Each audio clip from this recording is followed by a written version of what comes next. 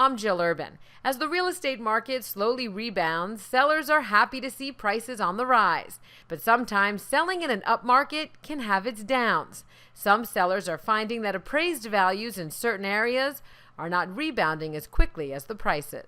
The recent issue that we've seen is that there are these kind of micro communities that are actually doing really well in this real estate market, whereas the market in general might not be doing as well. And in those markets, we're seeing new highs being made, but appraisers are not necessarily taking that micro market into consideration. Doug Perlson of RealDirect says right now there are hotspots in the city that are seeing far more growth than the rest of the neighborhoods around them.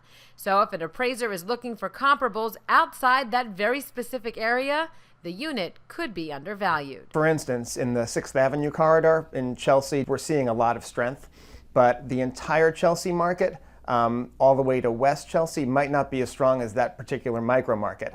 But it's a unique market, and unless you're looking at comparables in that micro market, you're not going to have a comparable set that's appropriate. He says he's also seeing this a lot in the Clinton Hill area, Central Greenwich Village, Park Slope, and Brooklyn Heights. Even a minor discrepancy in value can throw off a deal. So what can buyers and sellers do?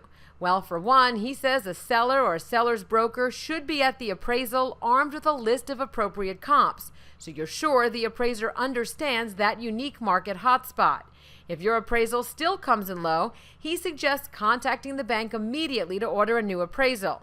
You'll have to pay for it, and you'll have to make your case as to why it's necessary.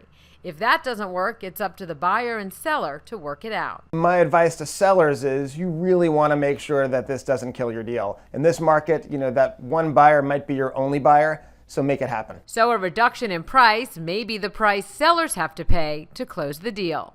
Jill Urban, New York 1.